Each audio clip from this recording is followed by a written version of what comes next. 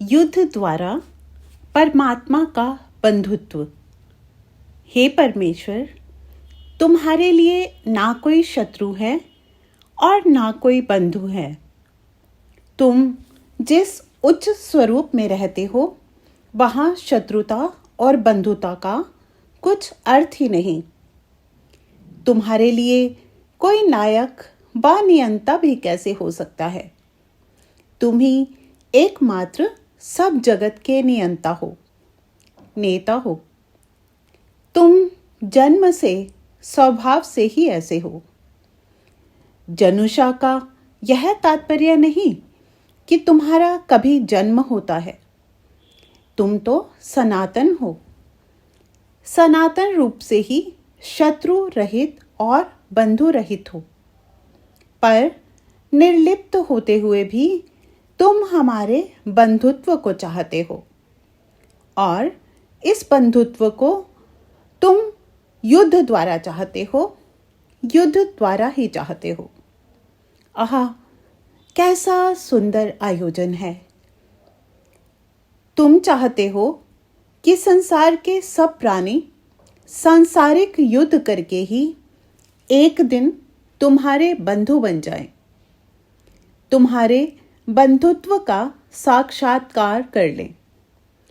सचमुच बिना लड़ाई के मिली सुलह, बिना संघर्ष के मिली प्रीति, बिना संग्राम के मिली मैत्री नीरस है, फीकी है, अवास्तविक है। उसका कुछ मूल्य नहीं है। बंधुता तो अबंधुता की, लड़ाई की सापेक्षता में ही अनुभूत की जा सकती है।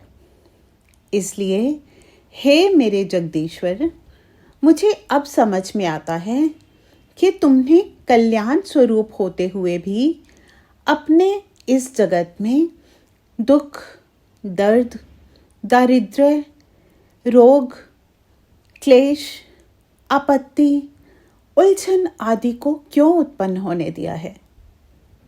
अब समझ में आता है कि तुमने इन कठिनाइयों को खड़ा करके प्राणियों के जीवन को निरंतर युद्धमय, संघर्षमय क्यों बनाया है। सचमुच यह सब कुछ तुमने इसलिए किया है कि हम इन बाधाओं को जीतकर, इन कठिनाइयों, उलझनों को पार करके तेरे बंधुत्व के रस स्वादन के योग्य बन जाएं। तू तो अब भी हमारा बंधु है। हम में से जो तेरे द्रोही कहे जाते हैं, जो नास्तिक हैं, उनका भी तू सदैव एक समान बंधु है और वास्तव में किसी का भी बंधु या शत्रु नहीं है। तो भी तेरी उस बंधुता का अनुभव, तुझे बंधु रूप में पा लेने का परमानंद हमें तभी मिल सकता है जब हम इस संसार के इस परम विकट युद्ध को विजय करके तेरे पास आ पहुँचे। तू चाहता है कि आज जो तुझसे बहुत दूर है, तेरा कट्टर द्वेषी है, वह युद्ध करके एक दिन तेरा उतना ही नज़दीकी और उतना ही कट्टर बंधु बन जाए। अतः अब मैं तेरे बंधुत्व पाने के समर में ही कमर कसे खड़ा हुआ अपने को पाता हूँ। जितनी बार मरूंगा, इसी समर की युद्ध भूमि में मरूंगा और अंत में तेरे बंधुत्व को पाकर ही दम लूंगा।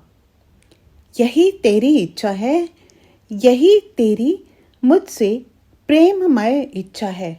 ओम।